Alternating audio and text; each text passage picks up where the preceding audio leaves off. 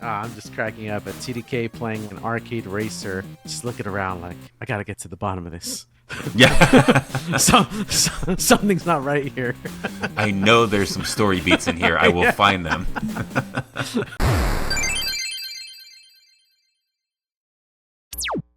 Yo, everybody. Welcome once again to another episode of Die or Pass Level, the gaming podcast that remembers.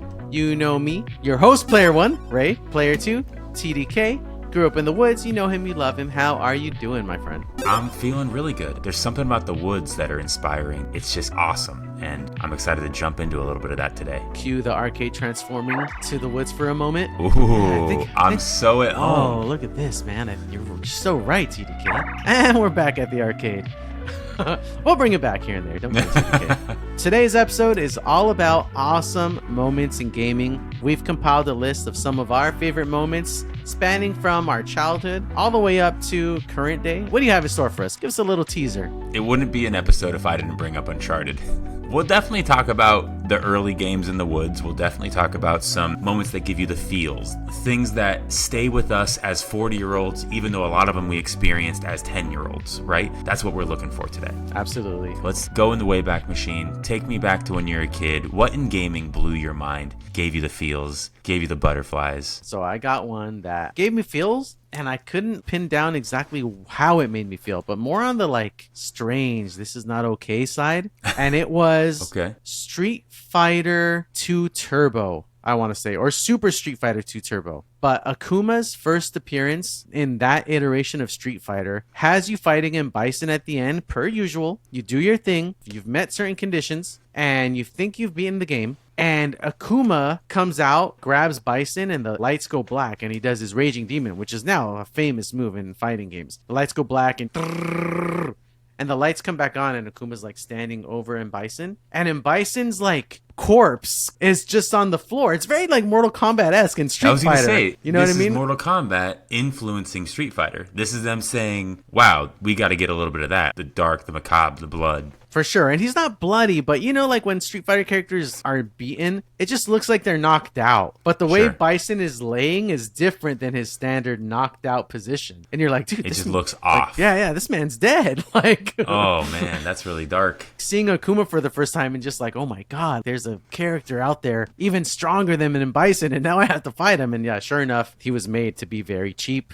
and hard to defeat. It was just that stuff the schoolyard lore is made of, right? No one's gonna believe me when I get to school on Monday. If I've done my studying correctly, if I've learned from my master correctly, Akuma is the demon Ryu. Actually, Nega Ryu. Right, Nega Ryu, or to like really give you the lore. Ryu was trained by Guken, so was Akuma. Akuma killed the person that taught them everything they know. It's a real Splinter Shredder situation. Oh, yes, absolutely. That's definitely one that messed me all the way up as a kid, and I still hold it for better or for worse. That had a real impact on you in the context of maybe you put more hours into Street Fighter than any other game in your life, probably? Absolutely. Absurd amount. I'll hit you with, I think my oldest one, though. You know, most of my moments that we're going to talk about are things that genuinely made me feel like a sense of wonder. But this one is more about blowing my mind. I had no idea that was possible. So there's times when you find something in a video game and it really breaks like your sense of what is possible, right? And in that moment, that's the most fun moment. And that moment for me, Teenage Mutant Ninja Turtles 2, you're going down the hallway and you're beating up those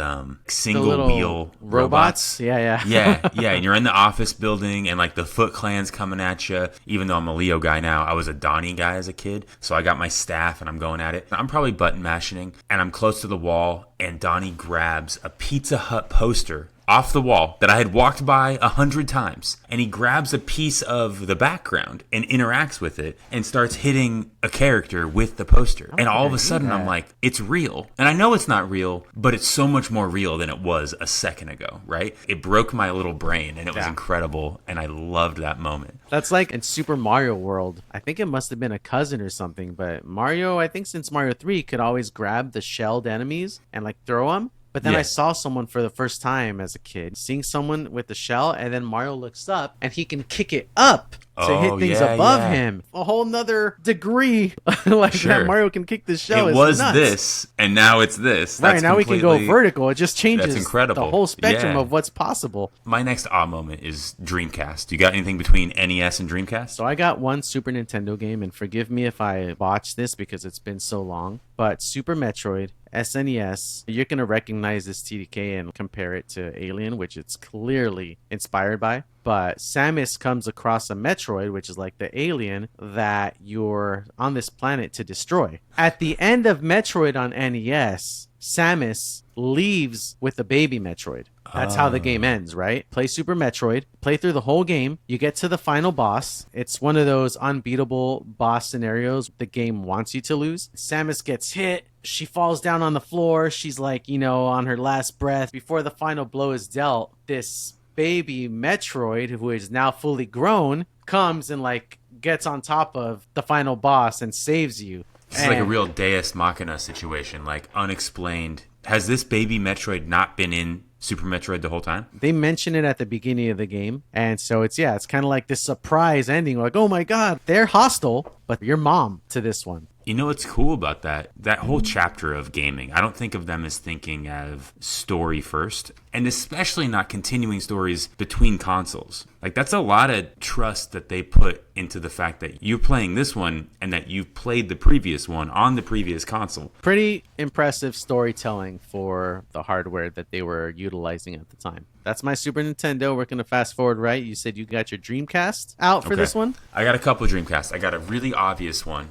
Of course, I think the big splash page Dreamcast image of the entire maybe generation of that console, but definitely the launch, was Sonic Adventure. And you're running, panning, and then it changes so it's behind you and there's an orca whale that's coming after you, right? And it just felt like everything just changed. What's possible in gaming just changed. Yeah. Just that change from side to side to POV and it's coming at you or whatever you call that. That was incredible. But for me, the big moment in Sonic Adventure, you hit a spring and you fly up in the air, and similarly, the camera pans, and instead of just being behind you, it comes up and you look down and you're just falling, and the sense of falling, and you see how big the world is. You're falling to these big playable pads way down below you, but they look so small, and the odds of you hitting one of these little circles, it's nothing. You're just falling into the abyss. And I remember as a little kid, I actually felt my stomach rise as if I was on a roller coaster. Very rare when a game can physically alter. Yeah, right? Totally. I've joked about this with you before, but it's so funny. In such a whimsical world, the most realistic orca whale. Yeah, it's a photoreal orca.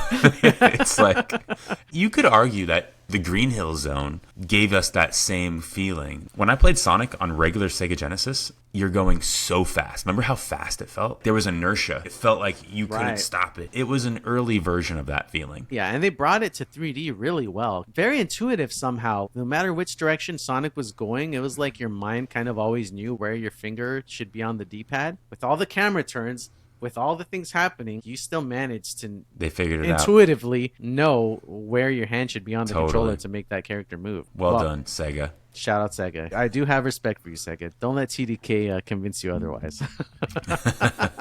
Hey, man, they're just judging based on what you've said on this podcast. While we're on Dreamcast, I thought of one while you're talking about that. We had an uncle by the name of Tim. I have a lot of Tim stories. He was just the me that existed, when I was a kid. He was probably my age now when I was somewhere between 10 and 15. And he had a Dreamcast before I even knew Sega was coming out with a new console. He had a Japanese Dreamcast? Yeah, he had a Japanese Dreamcast. And was Tim rich?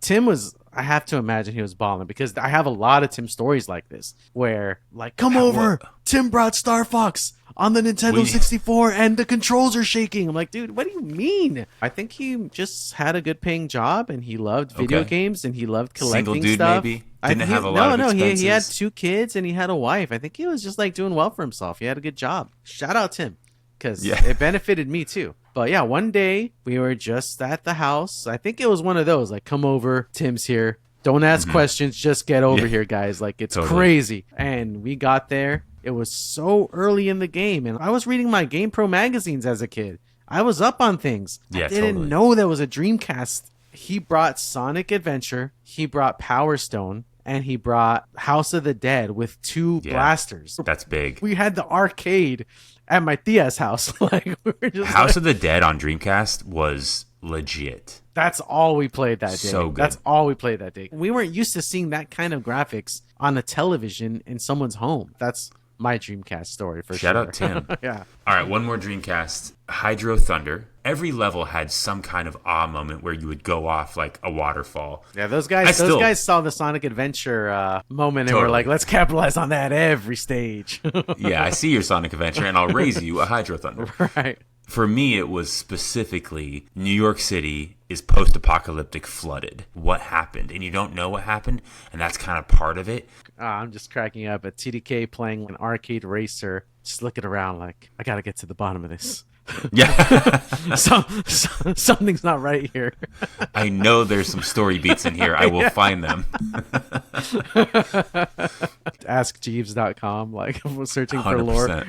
Why was I'm doing this as if we had cell phones in 1995. So we're out of the Dreamcast era. I'm gonna take us into the Xbox 360 era. Xbox 360 was killing it with their indie game content. I think it was called Summer of Arcade, where they just had this cadence. Every indie downloadable game that they released was banger after banger after banger. One game that I picked up that is in my probably top 20 of all time, it's called Braid. Have you heard of Braid, TDK?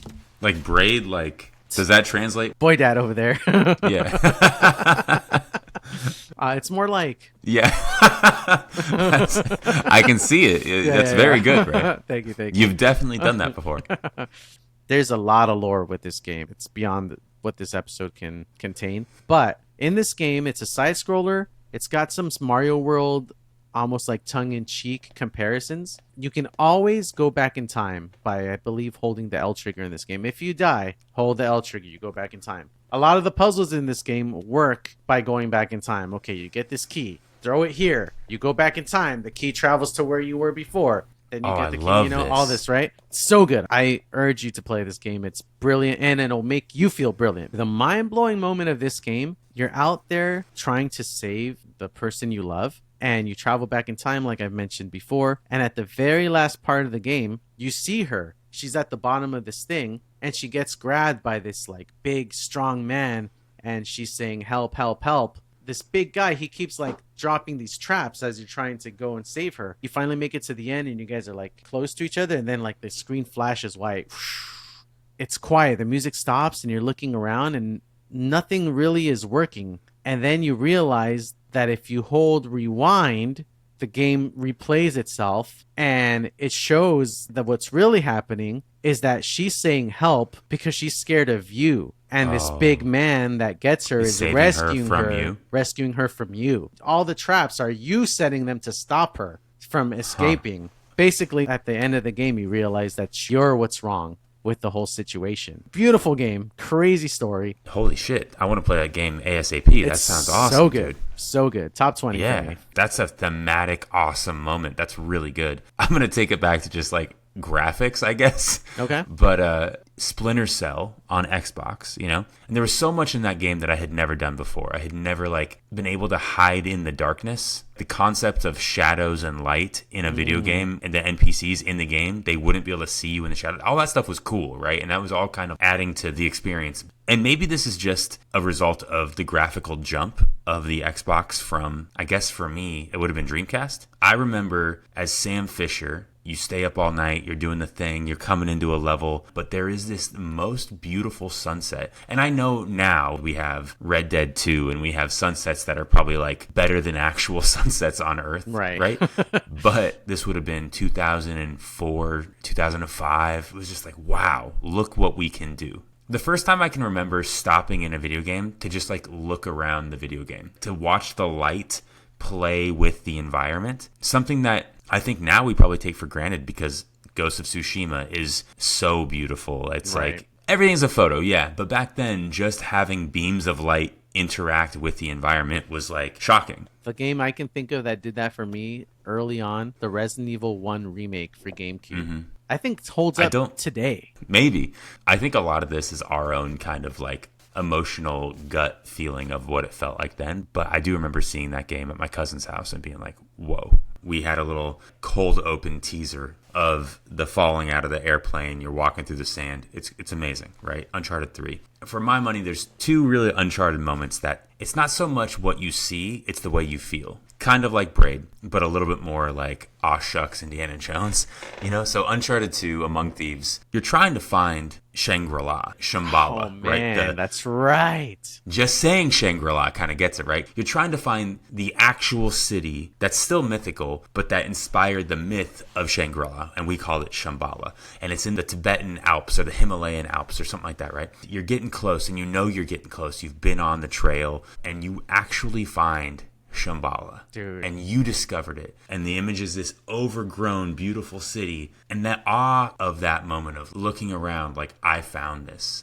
That was my childhood. That was the entire time I'm in the woods. I just pretended I was in a moment like that. Dude, the way they depicted that, it is the most vibrant, beautiful discovery in gaming. Maybe it's just for its time and I'm remembering it better than it actually is. But in that time, especially when video games were really kind of muted and brown and grays were prevalent in the Gears of Wars, and it's just lush. The skies are blue. The grass is just a beautiful, vivid green. It's what I felt was missing in gaming. They knew and they helped move things in that direction for the rest of the generation. And they were smart because in the few levels before, they took you through Morocco, the train sequence at night. It was a lot of muted colors. For sure. And then it explodes, right? It's definitely visually explosive, but it's also kind of something emotionally because it basically just keys you into this release that you needed. For sure. God, and the contrast, fun. The A to B, because the gate that separates you from Shambhala, you're just in this room,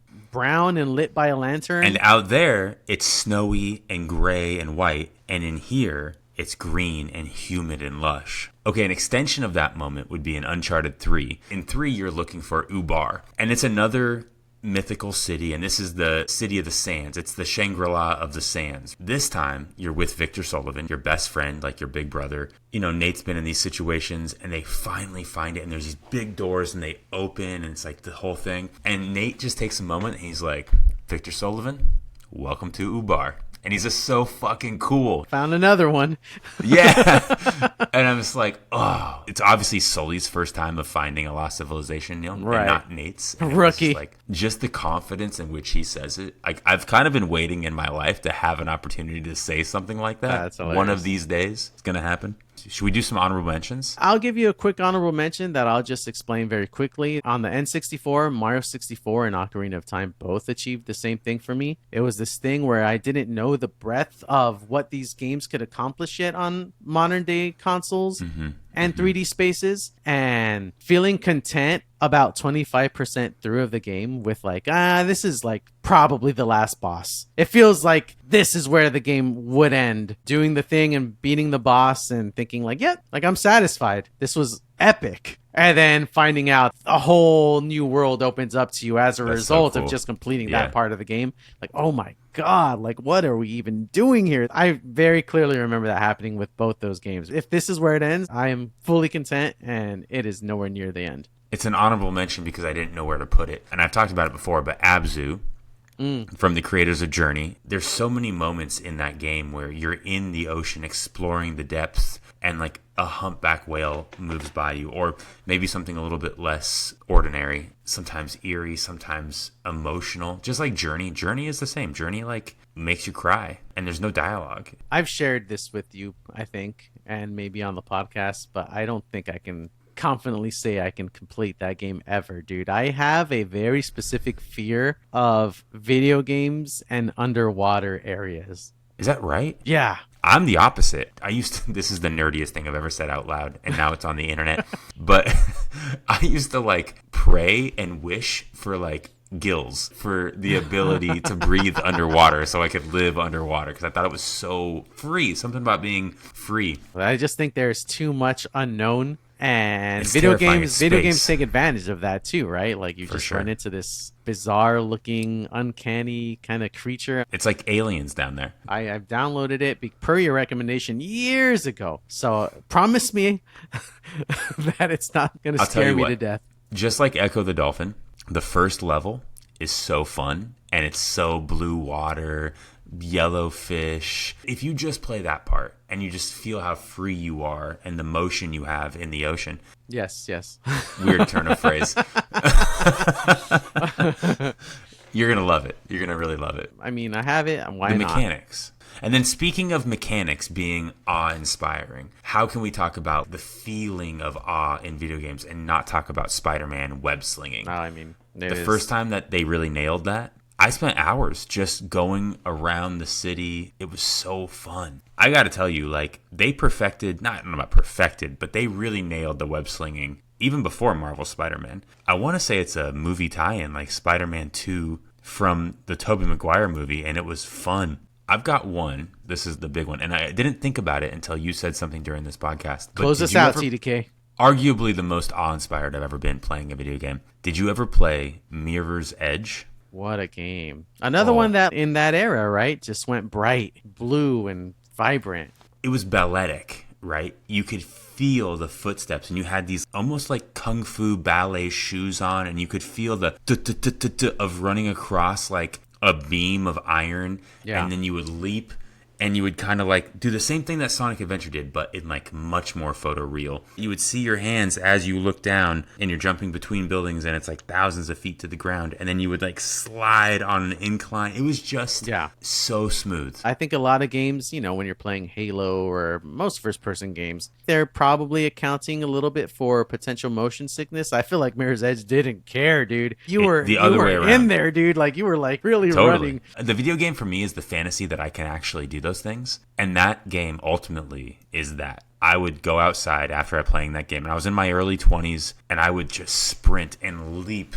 and I tried to do parkour, you know, like I was jumping and flipping, and God, that game felt cool. That was so cool. I think the world you traversed in, I believe, had red things, and that was your cue. Okay, you can grab onto this pipe. You can run on this wall. Essentially, the conceit of the game is that you're in this kind of Orwellian city-state where information is not free. Right, and you're like delivering messages, right? Yeah, you're like a carrier pigeon, but you're running on top of the skyscrapers, and you're leaping from one to the next, and you're taking messages from one point to another point. And then, of course, there's a conspiracy, and they're after you, and they're all coming after you. You start out doing the beautiful, on top of the skyscrapers, glass, the Mirror's Edge. And then eventually you go subterranean in the sewers, and you're underground, and you're still doing all the stuff, but you're like in a dam. Like, yeah, I think eventually there's so people intense. trying to like shoot you down and stuff. It's a first-person shooter, but you don't have a gun. Right. You have to like dodge and slide, and you can like slide under people and like punch. And, yeah, like, I think run you can disarm them, but like that's about it. I think you can take a shot or two, but that's not the way to win the game. You have to be faster, quicker, more specific with your movements. I think that's gonna do it. Yeah, TDK. This has been a very fun walk down memory lane. And I think I'm going to go dip into a little Uncharted. Maybe after that, visit Braid. Honestly, I have a suspicion that Braid might not be your kind of gameplay, but I do at least urge you to watch gameplay footage or like find a deep dive video where like they go peel the onion layers. Exactly. Peel the layers and see like what that game is really about, because it goes deep, man. I'm into it. I'm thematically especially. Like I really want to figure that out. That's going to do it for this week's episode of Dire Pass Level. We've shared some of our most awesome, mind-blowing games, and of course, we want to hear yours too. Do us a favor, leave us a comment. Even better, shoot us a message, shoot us a voice memo. We want to start incorporating your voice in the podcast. We want to hear you tell us about some of your core gaming moments, and we want to then talk about it with TDK, and I want to talk about it with listeners. Hit us up. Some of the best conversations we've had have been based on comments that you guys leave. We've had whole episodes based on comment section debates, right? We really love that you're engaging with us, and we just want to say keep it up. Do whatever you got to do, and then we're going to fire you out on the podcast. All right, guys, that's going to do it for us this week. We have some awesome guests coming up too, so stick around, and we can't wait to hang out with you in the future. Doppelgang out. Hey everybody, it's Ray here. Just wanted to thank you for tuning into the Dire Pass Level podcast. If you want to hang out and join us for the next episode, make sure to like and subscribe. That way you're notified when our next episode releases. If you really, really, really liked it, you'd do us a solid if you left us a review. Reviews are a great way to spread the word about our podcast, and the more gamers to share these stories with, the better. All right, we'll see you next week. Have a good one. There we go.